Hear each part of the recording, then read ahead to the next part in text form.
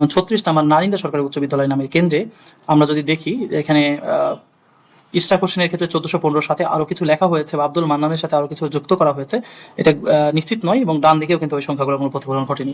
এই কাটাকুটির কি কারণ এটি নিশ্চিত হওয়া যায়নি। এবং নিচে যদি নির্বাচনী প্রার্থীদের এজেন্টদের নামের ক্ষেত্রে আমরা যদি দেখি, শিবা, রামদাস, বিকাশ দাস, তিনজন এখানে এজেন্টের নাম রয়েছে, তাদের বিস্তারিত কোনো পরিচয় এখানে নেই এবং স্বাক্ষরের ব্যাপারে নিশ্চিত হওয়া যাচ্ছে না। এখানে দাঁড়িপাল্লার কোনো এজেন্ট তারা নয় বলে দাঁড়িপাল্লার প্রতিদ্বন্দ্বী প্রার্থী তিনি নিশ্চিত করেছেন, অর্থাৎ দাঁড়িপাল্লার কোনো এজেন্ট ছাড়াই এই রেজাল্টটি প্রকাশ করা হয়েছে, প্রচার করা হয়েছে এবং যেখানে কাটাকাটি দেখতে পাচ্ছি আমরা। নির্বাচনের দিন রাত 11টা 1 মিনিটে বাংলা ভিশন একটি সংবাদ প্রচারিত করে, যেখানে ইশরাককে বেসরকারিভাবে নির্বাচিত ঘোষণা করা হয়। বাংলা ভিশন মূলত ইশরাক হোসেনের মালিকাধীন একটি টিভি প্রতিষ্ঠান। তখনও চূড়ান্ত বেসরকারি ফলাফল প্রকাশ করা হয়নি, 20টি কেন্দ্রের ফলাফল তখনও প্রকাশ করা বাকি ছিল। তার পূর্বেই ইশরাক হোসেন তার মালিকানাধীন বাংলা ভিশনের মাধ্যমে নিজেকে বিজয়ী ঘোষণা করেন। ঢাকা 6 আসনে নির্বাচনের ফলাফল প্রণয়ন ও ঘোষণায় বেশ কিছু অনিয়ম ধরা পড়েছে। উক্ত আসনটিতে বিএনপির পক্ষে ধানের শীষে ইশরাক হোসেন এবং বাংলাদেশ জামাত ইসলামের পক্ষে দাঁড়িপাল্লায় মোহাম্মদ আব্দুল মান্নান প্রতিদ্বন্দ্বিতা করছিলেন। নির্বাচনের দিন রাত 11টা 1 মিনিটে বাংলা ভিশন একটি সংবাদ প্রচারিত করে, যেখানে ইশরাককে বেসরকারিভাবে নির্বাচিত ঘোষণা করা হয়। বাংলা ভিশন মূলত ইশরাক হোসেনের মালিকাধীন একটি টিভি প্রতিষ্ঠান। তখনও চূড়ান্ত বেসরকারি ফলাফল প্রকাশ করা হয়নি, 20টি কেন্দ্রের ফলাফল তখনও প্রকাশ করা বাকি ছিল। তার পূর্বেই ইশরাক হোসেন তার মালিকানাধীন বাংলা ভিশনের মাধ্যমে নিজেকে বিজয়ী ঘোষণা করেন। আমরা যদি এই নির্বাচনের আরো কিছু অনিয়মগুলো দেখে আসি, আমরা বিভিন্ন কেন্দ্রভিত্তিক অনিয়ম, যে কেন্দ্রভিত্তিক সিট আমাদের হাতে এসেছে সেখানে বেশ কিছু অনিয়ম দেখা গেছে। 36 নম্বর নারিন্দা সরকারি উচ্চ বিদ্যালয় নামে কেন্দ্রে আমরা যদি দেখি, এখানে ইশরাক হোসেনের ক্ষেত্রে 1415 সাথে আরো কিছু লেখা হয়েছে বা আব্দুল মান্নানের সাথে আরো কিছু যুক্ত করা হয়েছে, এটা নিশ্চিত নয় এবং ডান দিকেও কিন্তু ওই সংখ্যাগুলোর কোনো প্রতিফলন ঘটেনি। এই কাটাকুটির কি কারণ এটি নিশ্চিত হওয়া যায়নি। এবং নিচে যদি নির্বাচনী প্রার্থীদের এজেন্টদের নামের ক্ষেত্রে আমরা যদি দেখি, শিবা, রামদাস, বিকাশ দাস, তিনজন এখানে এজেন্টের নাম রয়েছে, তাদের বিস্তারিত কোনো পরিচয় এখানে নেই এবং স্বাক্ষরের ব্যাপারে নিশ্চিত হওয়া যাচ্ছে না। এখানে দাঁড়িপাল্লার কোনো এজেন্ট তারা নয় বলে দাঁড়িপাল্লার প্রতিদ্বন্দ্বী প্রার্থী তিনি নিশ্চিত করেছেন, অর্থাৎ দাঁড়িপাল্লার কোনো এজেন্ট ছাড়াই এই রেজাল্টটি প্রকাশ করা হয়েছে, প্রচার করা হয়েছে এবং যেখানে কাটাকাটি দেখতে পাচ্ছি আমরা কি দেখেছি কিছু ক্ষেত্রে ফলাফলের যোগফলে টেম্পারিং করা হয়েছে। 3 সিদ্দিক বাজার কমিউনিটি সেন্টারে যে কেন্দ্রটি রয়েছে, মোহাম্মদ আব্দুল মান্নানকে 450টি ভোট দেখানো হয়েছে, যদি এখানে এটা কাটাকাটির আমরা লক্ষ্য করতে পাচ্ছি। আমরা কিছু ক্ষেত্রে দেখেছি, যেমন 6 নাজিরবাজার উচ্চ বিদ্যালয়, এখানে পোলিং এজেন্টের স্বাক্ষর জাল হয়েছে বলে আমাদের কাছে মনে হয়েছে। আমরা যদি 4, 3 এবং 4 নাম্বার স্বাক্ষর আমরা দেখি, তাহলে দেখতে পাবো যে একই রকম স্বাক্ষর। 5 এবং 6 নাম্বার যদি স্বাক্ষর আমরা দেখি, মনে হচ্ছে যে কাছাকাছি ধরনের একই ব্যক্তি এই স্বাক্ষরগুলো করেছেন এবং এখানে দাঁড়িপাল্লার কোনো এজেন্টের স্বাক্ষর এখানে নেওয়া হয়নি।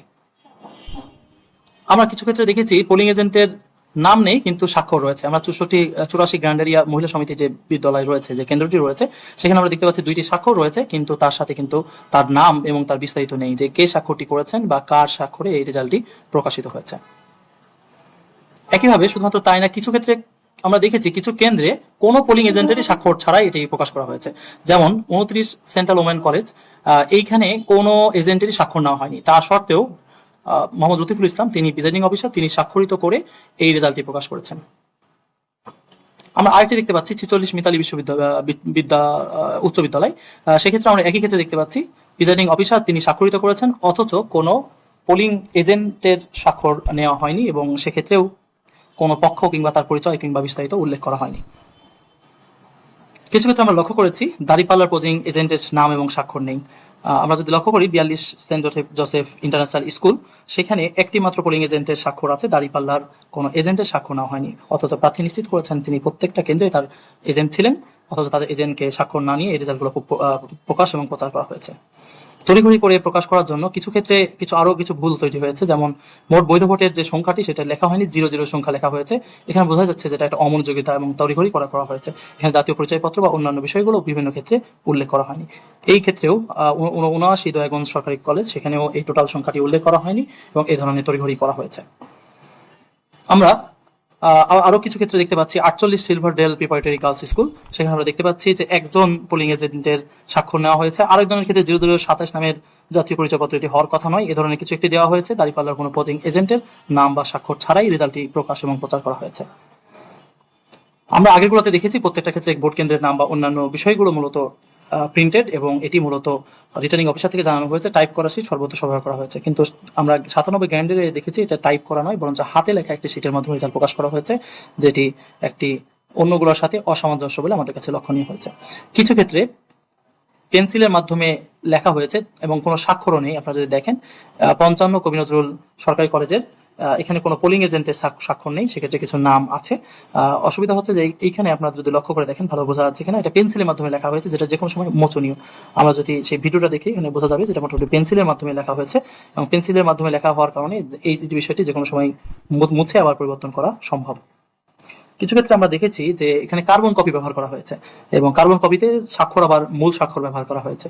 তো সেই বিষয়টি আমরা নিশ্চিত নয় যে কেন এটি ব্যবহার করা হয়েছে। 81 মনিজার রহমান গার্লস স্কুলে এটি ব্যবহার করা হয়েছে। কোনো কোনো ক্ষেত্রে দেখা গেছে যেখানে পোলিং এজেন্টের জাতীয় পরিচয়পত্র বা প্রতিদ্বন্দ্বী প্রার্থী কারা সেই বিষয়টি উল্লেখ না করেই মূলত এই রেজাল্টগুলো প্রকাশ করা হয়েছে। এমনও দেখা গেছে যে প্রিজাইডিং অফিসার যিনি ওই কেন্দ্রের প্রধান, যেমন জামিয়া আরাবিয়া মাদ্রাসা যেটা, তা ওনার স্বাক্ষর ছাড়া এটা প্রকাশ করা হয়েছে, যেখানে অবশ্য জাতীয় পরিচয়পত্র এবং প্রতিবন্ধী প্রার্থীদের এজেন্টের বিস্তারিত নেই, তবে প্রিজাইডিং অফিসারের স্বাক্ষর ছাড়াই কিন্তু এই রেজাল্টটি প্রকাশ করা হয়েছে। সামগ্রিকভাবে আমরা দেখতে পাচ্ছি যে কিছু কিছু কেন্দ্রে রেজাল্ট কাটাকাটি করা হয়েছে, যোগফলে কাটাকাটি করা হয়েছে। কিছু ক্ষেত্রে আমরা দেখেছি কোনো পোলিং এজেন্টেরই স্বাক্ষর নেই, কিছু ক্ষেত্রে দেখেছি যে আমরা প্রিজাইডিং অফিসারের স্বাক্ষর নেই, কিছু ক্ষেত্রে দেখেছি যে একজনের স্বাক্ষর আছে, কিছু ক্ষেত্রে দেখেছি জাল স্বাক্ষর তৈরি করা হয়েছে, কিছু ক্ষেত্রে আমরা দেখেছি যে পোলিং এজেন্টের বিস্তারিত নেই, কিছু ক্ষেত্রে দেখেছি দাঁড়িপাল্লার এজেন্টের স্বাক্ষর নেই। সামগ্রিকভাবে এই কেন্দ্রভিত্তিক যে ফলাফল যে শীটগুলো, সেখানে আমরা দেখেছি যে ব্যাপকভাবে এগুলো জালিয়াতির বা কোনো ধরনের অনিয়ম করার চেষ্টা করা হয়েছে। এই অনিয়মগুলোর ক্ষেত্রে নির্বাচনের দিনই ফলাফল স্থগিতের জন্য আবেদন করেছেন আব্দুল মান্নান, কিন্তু সেটি কোনো প্রতিকার উনি পাননি।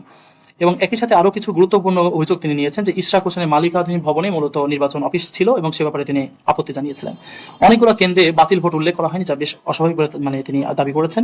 প্রিজাইডিং অফিসার নিয়োগে তিনি অনিয়ম এবং পক্ষপাতিমূলক আচরণের কথা বলেছেন, এবং এই সংক্রান্ত তিনি আবেদন জমা দিয়েছেন। মহিলা কেন্দ্রের ফলাফলের ক্ষেত্রে দীর্ঘসূত্রিতার মাধ্যমে অনিয়ম করা হয়েছে বলে তিনি দাবি করেছেন। বিশেষ করে মহিলা কেন্দ্রে একটা বড় ভোট জামাত ইসলাম বা দাঁড়িপাল্লার আছে বলে তিনি দাবি করেছেন, এবং দীর্ঘসূত্রিতার মাধ্যমে এই ফলাফলগুলো পরিবর্তন করা হয়েছে। এবং একই সাথে ইশরাক হোসেন তাকে নিজেকে বিজয়ী ঘোষণা করেছেন, তখনও 20টি কেন্দ্রে কোনো ফলাফল আসেনি। এমত অবস্থায় তিনি আবেদন করেছেন 12 তারিখ দিবাগত রাতে তিনি আবেদন করেছেন, এবং দিলেও সে ব্যাপারে কোনো ব্যবস্থা নেওয়া হয়নি। তিনি 12 তারিখে আবেদন করেছেন, জাল ভোটে সহায়তাকারী যে কর্মকর্তা তার বিরুদ্ধে তিনি ব্যবস্থা নেওয়া হয়, এবং সেটা রিসিভ করা হয়েছে, কিন্তু কোনো ব্যবস্থা নেওয়া হয়নি। তিনি নির্বাচনের দিনই ফলাফল স্থগিতের আবেদন করেছিলেন। রাত 00:58 অর্থাৎ নির্বাচনের দিন রাত গড়িয়ে 12:58 তিনি আবেদনটি করেছিলেন, এবং গ্রহীত হয়েছে। তিনি এখানে জানিয়েছেন যে প্রাপ্ত ফলাফলের সাথে প্রিজাইডিং অফিসারের বিবরণী অসঙ্গতি রয়েছে, কিছু ব্যালট বা ভোটের চূড়ান্ত ফলাফলে প্রতিফলিত হয়নি, পূর্ব এবং পরবর্তী সময়ের তথ্যে পার্থক্য রয়েছে, অনেকগুলো কেন্দ্রে বাতিল ভোট নেই, এবং প্রিজাইডিং অফিসারের ব্যাপারে তিনি বলেছেন যেখানে অনিয়ম এবং পক্ষপাতিত্ব রয়েছে। এবং একই সাথে তার আগের আবেদনগুলোর কথা উনি বলেছিলেন, রেজাল্ট প্রদানে যে দীর্ঘসূত্রিতা হয়েছে যা জনের মধ্যে সন্দেহ সঞ্চার করেছেন। এই সকল বিষয়ে উনি বলেছেন যে এটি স্থগিত করে পুনর্গণনা এবং টেম্পারিং সংক্রান্ত তদন্ত করার জন্য আবেদন করেছিলেন। অথচ তার আবেদনের ক্ষেত্রে উনি জাতীয় পত্রপত্রিকায় তার আবেদনের বিষয়টি প্রকাশিত হলেও সে বিষয়ে কোনো তোয়াক্কা না করেই এর ফলাফল তার পরের দিন মূলত রাত 12:58 উনি এই আবেদনটি করেছিলেন। 13 তারিখ সকাল অর্থাৎ 12 তারিখ রাত 12:58।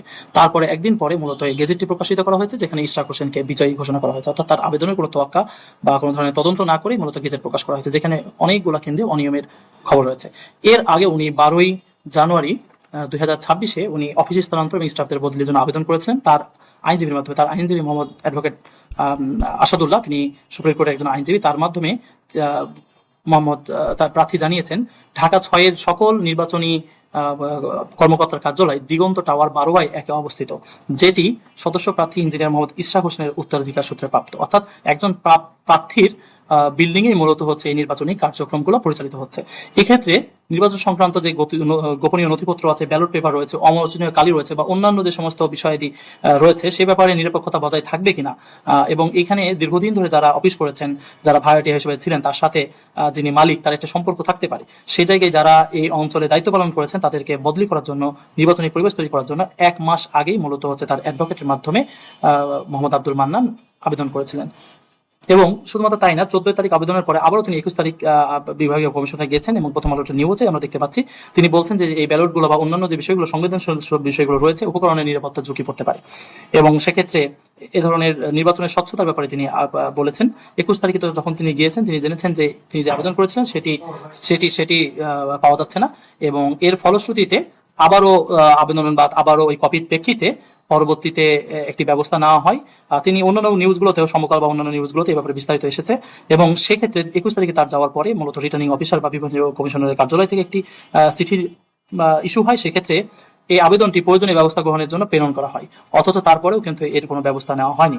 অর্থাৎ একজন প্রার্থীর বাসায় বসে নির্বাচনী কার্যক্রম পরিচালনা করা হয়েছে, এত নিরাপত্তা বা এত এই বিষয়ে ঝুঁকি থাকা সত্ত্বেও, প্রতিদ্বন্দ্বী প্রার্থীর আবেদন থাকা সত্ত্বেও এ বিষয়ে কোনো কর্ণপাত করা হয়নি। একসাথে তিনি 2 তারিখেও রিটার্নিং অফিসারের সাথে দেখা করে লিখিত অভিযোগ দিয়েছেন। তার পক্ষে এজেন্ট মাহবুবুর রহমান নির্বাচনের পরিবেশে এবং বাধার অভিযোগ দিয়েছেন লিখিতভাবে।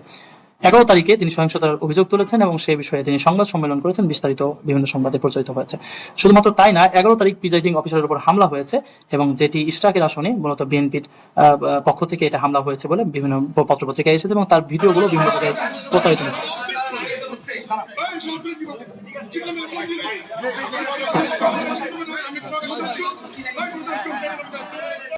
সরকারি ভোট কেন্দ্রে ঢুকে প্রিজাইডিং অফিসারের উপর হামলা হয়েছে সে সংক্রান্ত নিউজও বিভিন্ন পত্রপত্রিকায় উপস্থিত এসেছে, অথচ তারপরে কোনো ব্যবস্থা নেওয়া হয়নি।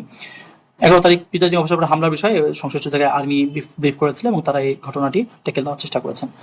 12 তারিখ সকালে তিনি পোলিং এজেন্টের খালি বাক্স না দেখিয়ে এই ভোট শুরু করার অভিযোগ করেছেন, যেটি নিয়ম হচ্ছে যে প্রথমে পোলিং এজেন্টের খালি বাক্স দেখানো, তারপরে হলো ভোট কাস্টিং করা। সে বিষয়ে তিনি অভিযোগ করেছেন গণমাধ্যমে এবং একই সাথে তিনি যে ভোট কেন্দ্রের স্বচ্ছতা তা নিয়েও কিন্তু 12 তারিখ 10:15 তিনি অভিযোগ করেছেন, যেটিও চ্যানেল 24 সহ বিভিন্ন পত্রপত্রিকায় এসেছে।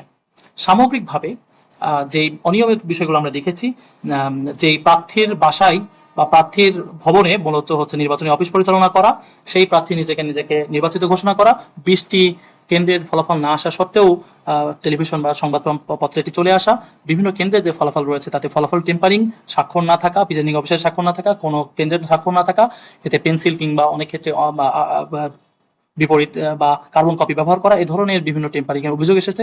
এই সমস্ত অভিযোগ আমলে না নিয়েই যে রেজাল্ট প্রকাশ করা হয়েছে, সংশ্লিষ্ট প্রার্থী মনে করছেন যেটা তার প্রতি অন্যায় হয়েছে এবং অবিলম্বে তিনি শপথ স্থগিত করে ভোট পুনর্গণনা করা এবং অনিয়মের তদন্ত সাপেক্ষে দোষীদের দৃষ্টান্তমূলক শাস্তির বিধান করার অনুরোধ করেছেন। জি, সবাইকে